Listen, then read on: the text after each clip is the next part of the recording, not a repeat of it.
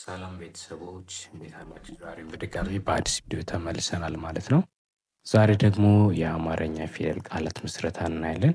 እዚህ ጋር እንደምታዩት ከአንደኛ እስከ ሰባተኛ ፊደሎች አሉ ማለት ነው። ስለዚህ በአንደኛ ፊደል፣ በሁለተኛ፣ በሶስት፣ በአራት፣ በአምስት፣ በስድስት፣ በሰባተኛ ፊደሎች እዚህ ጋር በአማርኛ እዚህ ጋር ደግሞ በእንግሊዝኛው ተጽፎ እናያለን ማለት ነው። እያንዳንዱን እነዚህን ምሳሌዎች በሙሉ በደንብ በቀላሉ ለማየት እንሞክራለን። እናንተ ደግሞ ይሄንን እያያችሁ በወረቀት እየጻፋችሁ ለመለማመድ ሞክሩ፣ ተከታተሉን ማለት ነው። በተጨማሪም እንግዲህ ጊዜ ኖሯችሁ በስራም በተለያየ ምክንያትም እንግዲህ መማር ያልቻላችሁ ተማሪዎች ከታች ባለው ስልክ ቁጥር ብትደውሉልኝ እኔ ጋር ትምህርታችሁን መከታተል ትችላላችሁ። በየቀኑ በየሰዓቱ ከሰኞ እስከ ዓርብ አስተምራለሁ ኦንላይን ማለት ነው። እና ከእናንተ የሚጠበቀው ስልክ ቁጥሩን ሴቭ አድርጋችሁ በቴሌግራም ወይም በቀጥታ ቴሌግራም ብቻም ሳይሆን ኢሞ፣ ዋትሳፕ ላይም ሴቭ አድርጋችሁ መደወል ይጠበቅባችኋል ማለት ነው። አሁን ወደ ትምህርቱ እንሄዳለን።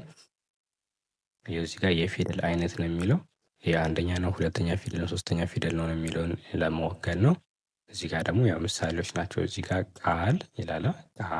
ቃል አንድ አማርኛ፣ ይሄ ቃል አንድ ይሄኛው ማለት ነው። ይሄ ደግሞ በእንግሊዝኛ ለምሳሌ እዚህ ጋር ምን ይላል? ሰላም ሰላም። ሰ ስትሉ ኤስኢ፣ ላ ስትሉ ላ አራተኛ ፊደል ስለሆነ ኤልኤ ምን። ይሄ ሁለተኛ ፊደል ነው። ሁ በሁለተኛ ፊደሎች የተሰሩ ናቸው። እስኪ መጀመሪያ በአንደኛ ፊደል የተሰሩትን ወደ ጎን አንብባቸው። እሺ ሰላም የሚለውን አንብበናል። እነዚህ ሰላም ነው የሚለው። አሁን ሁለቱን ደግሞ እናነባለን። ቀለም ቀለም። ስለዚህ ይሄ ቀለም ይላል ማለት ነው። ቀጣይ ደግሞ እነዚህ ደመና፣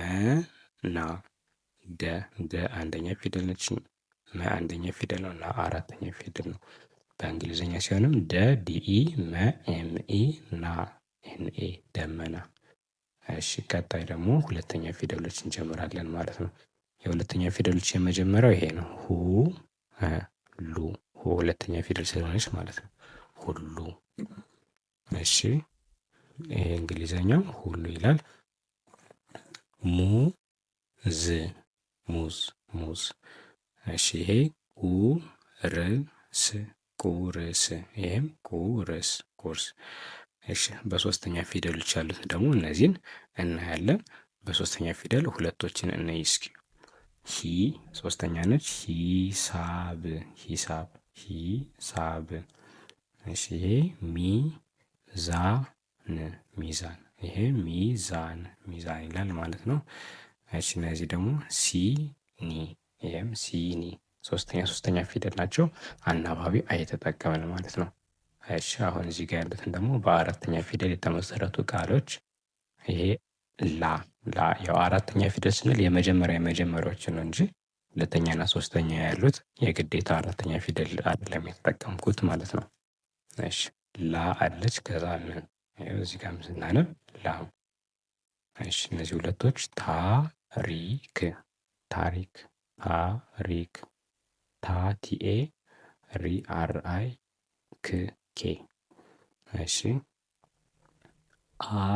ከዛ ሳ አሳ፣ አ ኤ ነች፣ ሳ ሲሆን ደግሞ ኤስኤ ይሆናል ማለት ነው።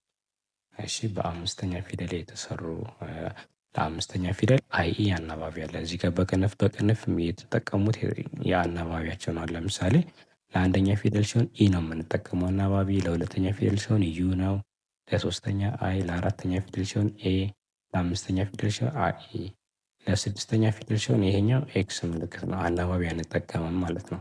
እሺ አሁን እዚህ ጋር ስላለን አምስተኛ ፊደሎችን እንይ። እሺ ይሄ ነው። ጤ ነች አይደለ? ጤና ጤና ሲሆንም ቲአይኢ አምስተኛ ፊደል ስለሆነች አይኢ አናባቢ ይጠቀማል። ና ሲሆን ደግሞ ኤን ኤ ጤና። እሺ እዚህ ጋር ነን። አሁን ሴ ከዛ ት ሴት ሴት የሚለውን እናነባለን። ዜ ከዛ ማ ዜማ ዜማ። ይህም ተመሳሳይ ነው ማለት ነው። ዜማ። እሺ በስድስተኛ ፊደሎች የቀ ቤት ስድስተኛ ነች። ቅል አለ። ከዛ ር ጽ ቅርጽ ቅርጽ። ቅርጽ። የጸ ቤቶች ቲና ኤስ ናቸው።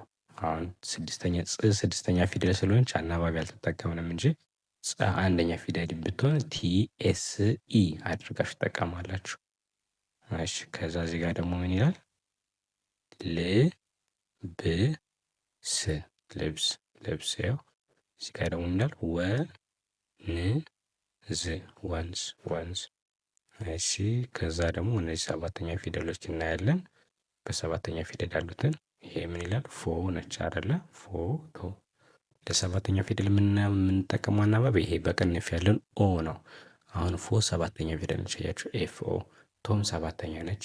ቲኦ። እሺ ይሄ ደግሞ ሎ ሰባተኛ፣ ሚ ሶስተኛ። ሎ ከዛ ሚ ኤም አይ ኢ ነው የተጠቀመው።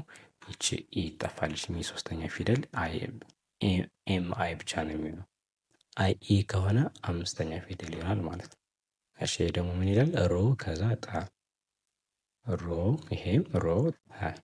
አንዳንድ ፊደሎች በአማርኛ ለምሳሌ ተ ፊደል እና ጠ ፊደል በቲኢ ነው ሲጻፉ ማለት ነው። እንደዚህ አይነት ፊደሎች አሉ። ለምሳሌ ሌላም አለ ጨ ፊደል እና ቸ ፊደል እንዲህ አይነት ስላሉ እነዚህን ነገር ደግሞ ያው ቪዲዮ ከዚህ በፊት ሰርተናል፣ ለወደፊትም እንሰራለን። በደንብ ተከታትላችሁ ምክንያቱም ምን እንደሆነ እንዴት ነገሮች ሲገጥሙን በምን መንገድ ማስተካከል እንደምንችል ጥሩ ግንዛቤ እንሰጣለን። ለወደፊትም ፎሎ በማድረግ ሰብስክራይብ በማድረግ ተከታተሉን። እናመሰግናለን። ሰላም ሁኑ። መማር የምትፈልጉ ተማሪዎች ያው ደውላችሁ እኛ ጋር በአጭር ጊዜ ትምህርታችን መከታተል ትችላላችሁ። መልካም ጊዜ